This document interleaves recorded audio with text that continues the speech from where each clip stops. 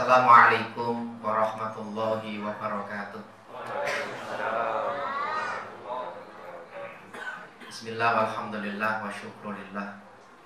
Wassalatu wassalamu ala rasulillah wa ala alihi wa sahbihi wa mawalah. La hawla wa la quwata illa billah. Rabbi shrah li sadri wa yassir li amri wa hlul 'uqdatam min lisani yafqahu qawli, amma ba'd. Hadratul kiram, para alim, para sepuh, para bapak, para ibu, saudaraku sekalian, jamaah sholat isya dan tarawih Musholla Al-Hidayah yang saya muliakan, dan mudah-mudahan kita semua senantiasa dimuliakan oleh Allah Subhanahu wa Ta'ala. Alhamdulillah, malam ini kita sudah di malam yang ke 9, guys. 9. Itu artinya 8 hari sudah kita lalui dengan baik. Mudah-mudahan kita diberikan maunah oleh Allah, diberikan pertolongan, bisa menyelesaikan Ramadan dengan baik sampai akhir. Amin Allahumma amin ya rabbal alamin. Bapak Ibu yang dimuliakan Allah, suatu ketika ada seorang sahabat, yakni Abu Ayyub Al-Ansori. Beliau bercerita, ja'a rajulun ila Rasulillah sallallahu alaihi wasallam. Ada seorang laki-laki datang kepada Kanjeng Nabi Muhammad sallallahu alaihi wasallam. Dia bertanya, "Ya Rasulullah, akhbirni bi'amalin yudkhiluni fil jannah." Ya Rasulullah, wahai utusannya Allah, akhbirni, tolong panjenengan kabarkan kepadaku, bi'amalin, dengan suatu amal, dengan suatu perbuatan, satu amalan yudkhiluni fil jannah, yang bisa memasukkan aku ke dalam surga. Di seorang lelaki ini tanya kepada Nabi tentang suatu amalan yang dapat memasukkan dia ke dalam surga. Bapak Ibu yang dimuliakan Allah, sekilas pertanyaan ini janggal. Padahal kita Ahlussunnah wal Jamaah meyakini bahwa ketika seseorang itu masuk surga, itu bukan karena amal. Ya. Orang masuk surga bukan karena sholatnya, bukan. Bukan karena puasanya, juga bukan. Karena ibadahnya, zakatnya, sedekahnya, bukan.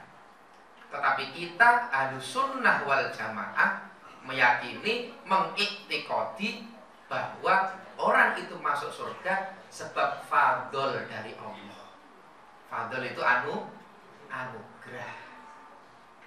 Fadl itu anugerah murni, pemberian dari Allah, bukan karena amal.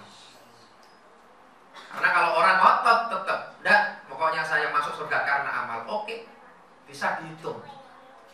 Bisa jadi nanti ketika dihitung, jangankan dengan nikmat-nikmat yang diberikan oleh Allah seluruhnya, bahkan dengan satu nikmat saja, kita diberikan nikmat mata, kita diberikan nikmat hidung untuk bernapas, kita diberikan nikmat lisan untuk mengucap, untuk mengecap, untuk merasakan makanan dan seterusnya, tidak sebanding dengan nikmat itu ibadah kita. Maka saya ulangi, bahwa masuk surganya seseorang bukan karena amal, tetapi karena fadl, anugerah dari Allah Subhanahu wa Ta'ala. Namun demikian Nabi tidak lantas kemudian menegur, kamu ini kok sembarangan, memangnya orang masuk surga karena amal? Tidak. Inilah bagaimana Rasulullah mengajarkan kepada kita tentang dakwah yang santun, tentang dakwah yang sangat penuh dengan kasih sayang. Rasulullah tetap jawab dengan beberapa poin yang nanti akan kita bahas. Ketika seorang laki-laki ini bertanya kepada Nabi, "Ya Rasulullah, akhbirni bi'amalin yudkhiluni fil jannah." Maka Nabi Muhammad SAW, beliau menjawab, "Ta'budullaha wa la tusyrik bihi syai'an." Nek awakmu kepengin masuk surga, kalau engkau kepengin masuk surga, ta'budullaha, sembahlah Allah, menghambalah kepada Allah, wala tusyrik bihi syai'an, dan jangan sekali-kali engkau menyekutukan Allah dengan sesuatu apapun. Ini pokok, ini kunci Bapak Ibu yang dimuliakan Allah. Ketika orang kepengen masuk surga, modal pertama adalah iman. Modal pertama adalah mengabdi kepada Allah. Maka keyakinan kita Ahlussunnah wal Jamaah, sebanyak apapun dosa, sebesar apapun kemaksiatan orang yang dilakukan kepada Allah, melanggar larangan-larangan Allah, meninggalkan perintah Allah, selama dia masih punya iman, pasti dia akan masuk surga. Saya katakan pasti. Urusan mampir itu urusan nanti, yang pasti itu masuk gitu ya. Kalau mampir ya pastilah mampir gitu ya. Kalau namanya nakal, kalau namanya maksiat ya mampir neraka dulu gitu. Yang pertama, ta'budullah wa la tusyrik bihi syai'an. Ini kunci. Yang kedua, wa tuqimus shalah. Mendirikan sholat. Bahasa mendirikan sering diterangkan oleh para ulama, sering diterangkan oleh para masyayikh. Bahasa mendirikan dengan melaksanakan itu beda. Beda. Kalau melaksanakan itu cukup sekali saja dilaksanakan, itu sudah purna, sudah selesai kewajiban. Tetapi kalau bahasa mendirikan sholat, waktu timus sholat, bukan wataf'alu sholat, bukan, tapi waktu timus sholat, mendirikan sholat.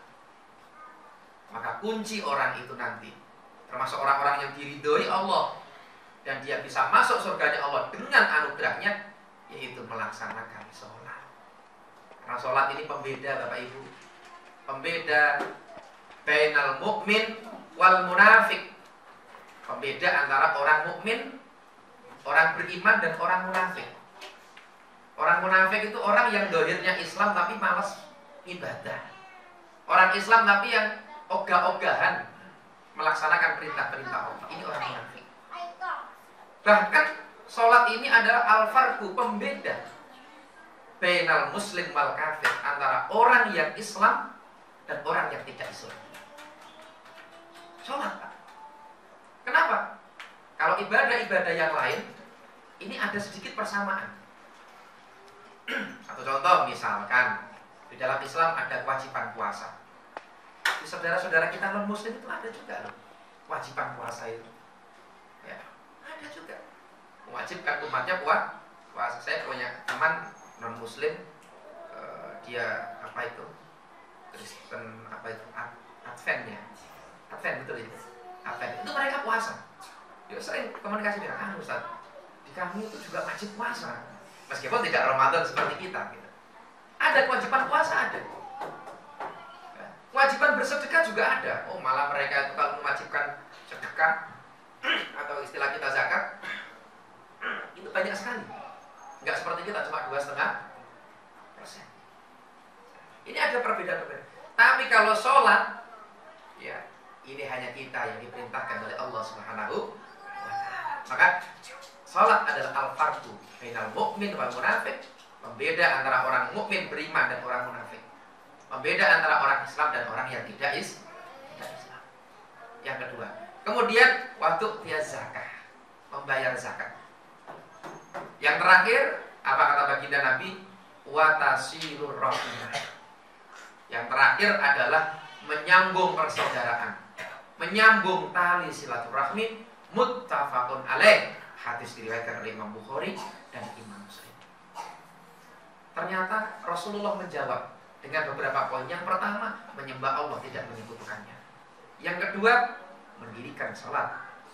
Yang ketiga, membayar zakat.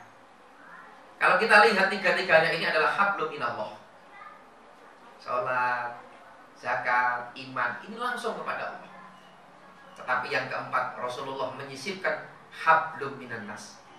Bagaimana kita berinteraksi, bagaimana kita menjalin hubungan baik dengan tetangga, dengan kerabat, bahkan dengan keluarga. Ini adalah hablum minannas. Tentu keduanya ini harus seimbang. Jangan sampai ketika seseorang itu orientasinya hanya ibadah kepada Allah saja, sholatnya serwekep, puasanya rajin, sodakone nyah-nyoh, ibaratnya begitu.